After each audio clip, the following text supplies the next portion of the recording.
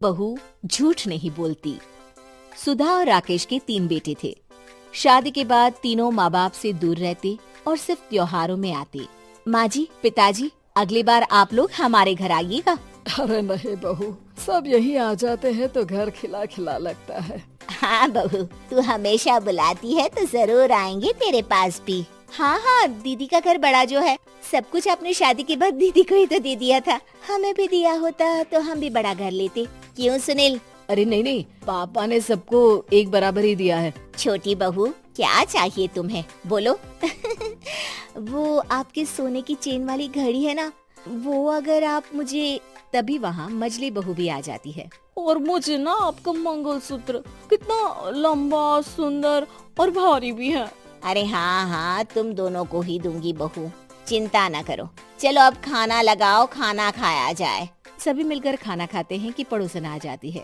अरे सुधा बहन, थोड़ी चीनी तो देना, घर में शक्कर नहीं है और मेहमान सर पर बैठे हैं। अरे छोटी बहू, चाची को शक्कर तो दे दो।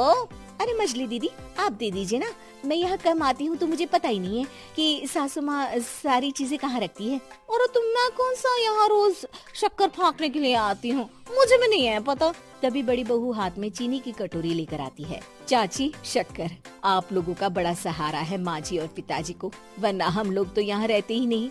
आप जैसे पड़ोसी हैं तो हम निश्चिंत है। और जीती रहे बहू, आप तो ये घर पड़ोस कम परिवार ज्यादा लगता है। सुधा अपनी बड़ी बहू को देखकर बहुत खुश रहा करती थी। वो उससे अक्सर घंटों बात भी किया करती, लेकिन दोनों दूसरी बहुओं का भी वो समझती थी कि शायद छोटी है, वक्त आने पर संभल जाएंगी। समय आ जाता है जब सभी को वापस जाना होता है। माँ जी, हम लोगों की फ्लाइट पहले है, हमें इजाजत दे। वो सास के गले लगकर चली जाती है। थोड़ी देर बाद छोटी बहू कहती है, माँ जी, मैं ना ये सोफे के कवर और चादरें ले जा रही हूँ, यहाँ तो ऐसी ही पड़ी रहेंगी। हाँ बहू, ले जा। और कुछ चाहिए तो बोल। और तो चाहिए बहुत कुछ, पर चलिए कोई बात नहीं, अगली बार ले जाऊंगी मैं। ऐसे ही मंजली बहू भी घर का बहुत सारा सामान ले जाती है। सभी के जाने के बाद सुधा राकेश से कहती है, घर कितना सूना लग रहा है ना। हाँ, और खाली भी। तुम्हारी दोनों बहुएं सब बटोर गई। अरे ठीक है ना, हम दोनों ही तो हैं, कितना सामान लगेगा। फिर उन लोगों की नई गृहस्थी, इतना मत सोचा करे। समय बीतता है। ऐसे ही हर साल त्योहारों में सुधा और राकेश के बच्चों की बहू आते और जाते वक्त ढेर सारा सामान पैक कर कर ले जाती। लेकिन कुछ ही सालों में सुधा का देहांत हो जाता है। पिताजी, आप यहाँ अकेले क्या करेंगे, हम लोगों के साथ चलिए। अरे नहीं बहू, इस घर में सुधा की यादें हैं, मैं उसे नहीं छोड़ सकता हूँ। अब तुम लोगों की माँ नहीं रही। देख लो, वैसे तो मैंने उसके जीते जी सब कुछ दे दिया है, लेकिन कुछ उसका पर्सनल कीमती सामान था जो ये है, ले लो। सामान में होती है एक घड़ी और एक मंगलसूत्र। माँ जी ने कहा था कि वो ये घड़ी मुझे देंगी। हाँ, पिताजी, माँ ने सबके सामने ये घड़ी सरिता को देने के लिए कहा था। उठा लो सरिता माँ की घड़ी। अब क्या था, छोटी बहू फट से घड़ी उठा लेती है। और पिताजी, ये मंगलसूत्र तो माँ ने मुझे ही देने को कहा था, याद है ना। वो सभी की ओर इशारा करती है। तू भी ले ले ये हार बेटा, कोई बात नहीं। मंजली फटाक से हार उठा लेती है। ससुर बड़ी बहू की तरफ देखते हैं। तुझे क्या दूं बेटा? पिताजी, माँ ने एक चीज मेरे लिए भी रखी है।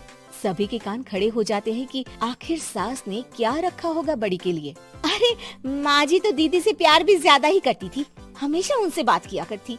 जरूर कोई बड़ी और अपनी प्रिय चीज दी होगी दीदी को। और देख लेते हैं ना, वरना तो हम भी बराबर का बंटवारा करेंगे। हाँ, कर लेना बंटवारा।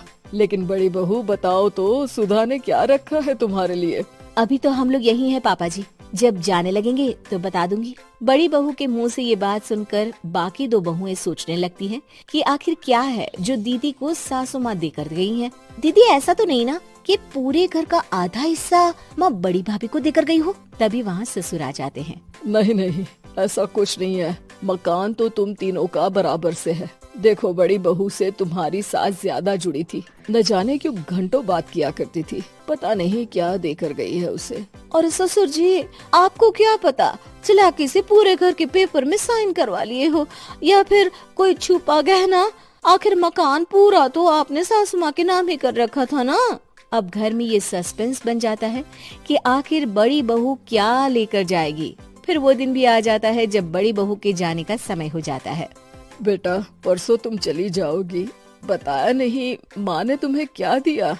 घड़ी और हार जो बेशकीमती था और तुम्हारी सास को सबसे ज्यादा प्रिय था, उसका तो बंटवारा भी हो चुका है। अब तुम्हारी बारी। हाँ पिताजी, आज मैं ये बात बताने ही वाली थी।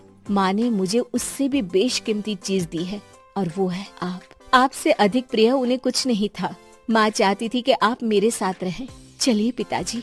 बेटा, मेरे पास तो कोई पेंशन भी नहीं है और ना ही कोई प्रॉपर्टी।